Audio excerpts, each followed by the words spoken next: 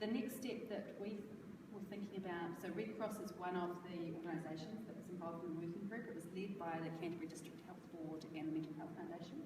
So if anyone's interested, I can link you with the project lead for that particular campaign. If you look up Allright, and it's Allright, so Allright rather than the other, allright.org, I think it is.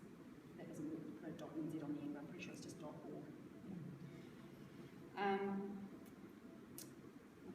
So the next thing that we were thinking about, and this is some of our woulda, coulda, shouldas, in terms of things that we wished we had done earlier.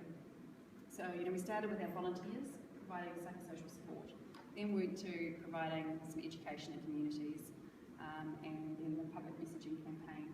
And then we thought, well, why aren't we taking, because you know how you've got that petal or propeller, depending on what you call it, the diagram that says about the different way, the recovery model.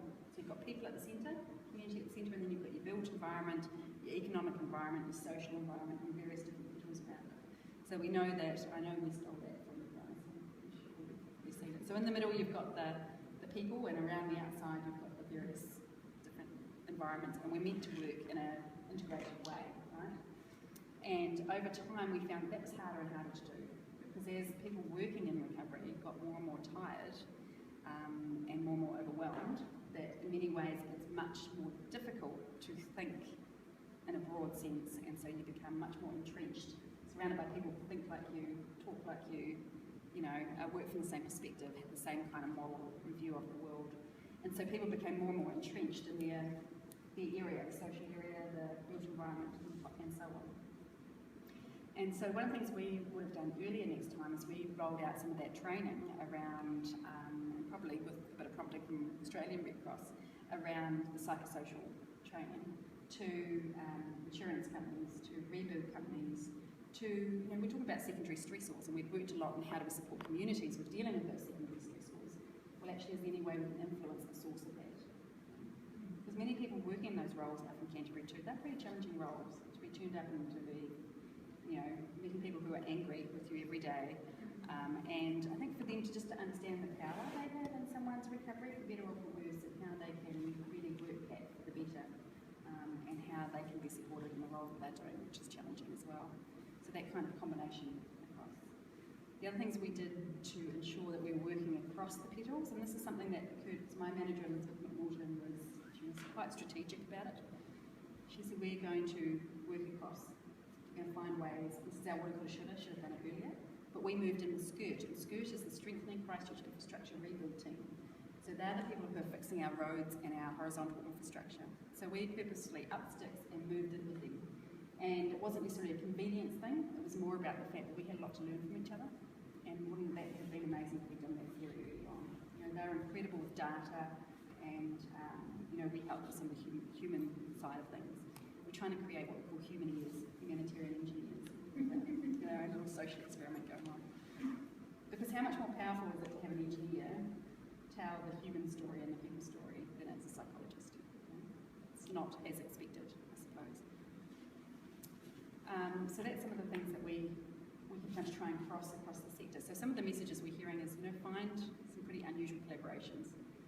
Bring people to the table who are a little bit different, or that you wouldn't usually bring because they're outside your comfort setting. The other thing we learned is that putting people at the centre of recovery is not as easy as we thought it would be.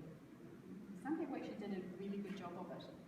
Others have said it's been a real battle along the way, especially in the built environment, to remember that people are the reason for things.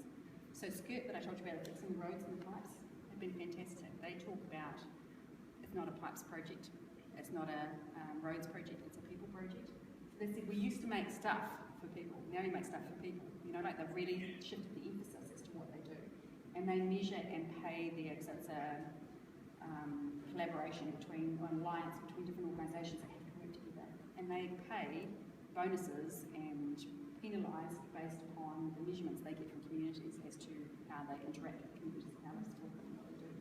And you'll see engineers out there pulling out people's rubbish bins if they've had to close their road. At the beginning of their workday and the end of their workday, the engineers are out there pulling the bin and putting it back in front of the houses. So they go above and beyond. They're delivering chocolate fish into people's letterbox, which is like a kind of iconic New Zealand thing, with a message that says we we know it's not sweet that we're still on your street. You know? So those sorts of things, they've really got the human side of things. The engineers have to go out with communications people to say why they are going to be closing the access to their business for the next 2 weeks, or with, you know, and learning that they need to do that with lead-in and how they might do that. The engineers have had to interact with the public and learn a lot of that stuff as well. So yeah, there's been a lot that we've learned from organisations who have done it well. It's been challenging for others, and we've been trying to work in that space outside of our normal social recovery space. And the other thing that I think is really important that was a real challenge for us, and just about everybody that I saw in Canterbury, was workforce resilience. And when I say that, it's about anyone working in recovery in any form. Yeah? So anyone, whether it's you're a local librarian, whether it's you know, you're in the rebuild sector, whether you work for Salvation Army, whether you're a community volunteer, whether you work for the state or the council, it didn't matter. People were tired. And these people are the glue in our communities. Right? They're impacted themselves often, and they're working to support the communities, and we're just seeing how tired that people were getting. And we'd often say, here's some funding, we get that, you know, recovery is community-led, here's some money, we want you to instigate all the ideas that you have, because we know those ideas will be relevant, but there's no money to fund more people to do it. Or so you get the people saying, really? No, we're just exhausted, we were busy people beforehand, and we've done all this, and we've been responding since, you know, the beginning of the whole earthquakes, and we're still going, and now you're saying you want us to do more, you know, like where does this end? And so that was a real concern that many people in Christchurch had, and that